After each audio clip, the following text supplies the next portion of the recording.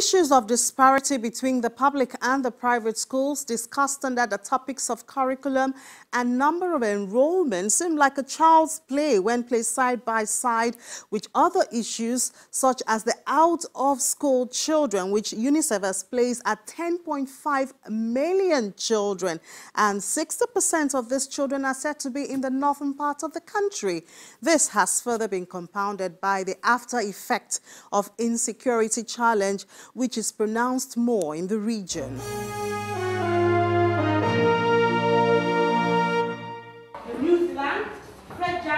According to the federal government, about 1,500 primary and secondary schools in Borno, Adamawa and Yobe State had been destroyed and almost 3,000 teachers killed by Boko Haram since 2014. The climax of attack on education in the north is, however, the adoption of the over 200 schoolgirls in Chibok, Borno State, as well as the episode with the 110 Dapchi girls in Yobe State, many of whom have been returned to their parents.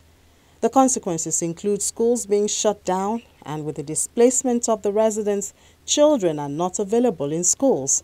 The federal government says it has not denied the existence of these issues and has made efforts to calm nerves and restore confidence in the system. Northeast is a priority to the federal government because of what happened. It has happened in Chibok and it has happened in Dapchi again. So we've already sent our request to the federal government for additional manpower, of which the federal government is addressing. But for now, we have to withdraw from areas that are of not much priority now to the northeast, because it has happened in Chibok and now it has happened again in the Dapchi. We will make sure that it doesn't happen again in the northeast. We are prepared to face this challenge wherever it is, so long as it is in Nigeria, it is in the northeast. We will cover these institutions. We will provide physical security to these institutions. We will make sure that these girls study under a very calm, cool and collected atmosphere. Outside the northeast, recently the revelation that most teachers are not well trained was opened by some state governments.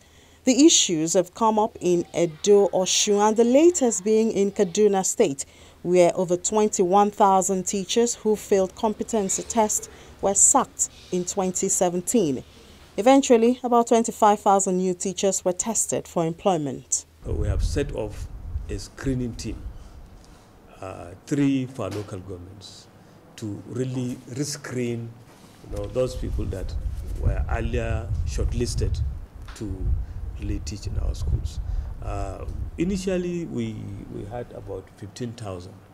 Now we have 11,895, which means that screening, that rescreening we did, had further filtered, those unqualified teachers that were to surreptitiously enter our list without, due process. We have removed them. We are now comfortable that the 11,000 that we have recruited, that we have deployed to our schools, are competent. They are really professionally, proficient to really deliver as, expected.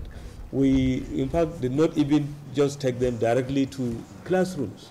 We organized an induction course, a very rigorous one, an 8-day induction, where these teachers were really exposed to, new skills in, delivery of their subjects to students. We really took them through classroom management, the other pedagogical skills that will enable them effectively teach in these schools. At the end of the day, both the old and new teachers were really happy that yes, the state for the first time is really very, very committed and keen in seeing professionalism restored in the teaching profession. Many children have been used by their parents as economic support. According to the International Labour Organization, the number of working children under the age of 14 in Nigeria is estimated at 15 million. The high level of diverse and tedious jobs that children execute in dangerous circumstances is particularly worrying. These jobs include being street vendors, beggars, car washers or watchers, among others. If I'm telling my father I want to go to school, he said I should go and catch fish. And I said I'm going to school. They say I do not have any money to help me to school. If my second one is going to school, if I'm home, I used to ask them some questions. They used to tell me, like now is the name of any person, animal, place, or things. They used to tell me all that things. Like in mathematics now, they used to tell me 2 times 1 to 12. They used to tell me everything. In fact, I was saying the other day when my daughter was talking, I said, this child should be at home. In the evening, you see them selling plantain all over the place, selling oranges and all of that. So parents still have to subsidize. So I think a lot of kids are still having to go out on the street at night to sell so that they can, they can have a good life. So child labor is still an issue. A lot of kids are out there. I see them every day. And they are selling after school. Some of them are not even going to school and they're selling. So parents are using their kids to make money. So child labor is still an issue because they shouldn't be there. They should be in school learning. They should be at home after school doing their homework. They should not be on the streets. A lot of them are getting killed. That's why the government started some of the social programs that the present government is doing. And they are giving money to certain, I think, families, I'm not sure. But they're giving money. But there's what they call the cash transfer. That when you know you want to ensure that a family allows the child to go to school, then give money to the mother. So the mother has money either to go and do a business in the market, and she doesn't use her child. So in that way, the mother will have a contract with you to allow her child to go to school. So things like that are cash transfer, things like that are opportunities, or they are creative ways of ensuring that the parents will release their children to go to school. So we just have to think of creative ways because people have to have a sustenance. And their children, as long as they're about 5 or 6, 7, they believe they can send them to the streets.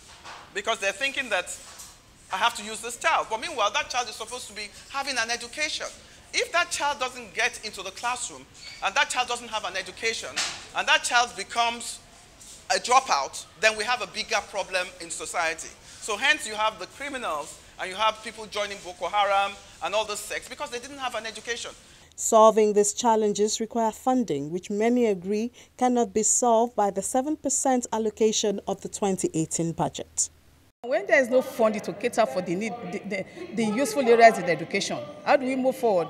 You want to talk about the teaching and learning materials, school laboratories, school libraries, dilapidated buildings. They all need funds to be upright. You want to talk about teachers' welfare. Let me tell you, and you also know this, that people take teaching as a last option, the last result. Instead of staying back at home and not doing any work, they would not go to teaching. And teaching is a noble career that should attract the best brain in the society. Teaching is not just for anybody. But what we have in Nigeria, we have people that cannot get jobs in the banking sector, in the oil and gas industry. They will not say, okay, let me take the teaching job so that I don't just sit at home. It's not supposed to be done. And it is simply because the sector has no fund to flourish the way it should be. Education funding should be done properly, adequately. What we are doing now is far cry from the UN recommended percentage. We should be doing something like 20-something%. We should also, this policy shift in education, where today we have 644, tomorrow somebody thinks we want to do something. We should actually make up our mind what we want to do, depending on what result we want to get. Because we can't continue to do the same thing over and over again and get a different result.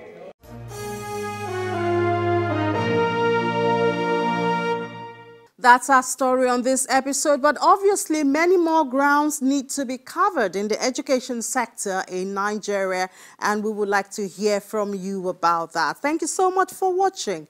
I'm Ini John Mekwa.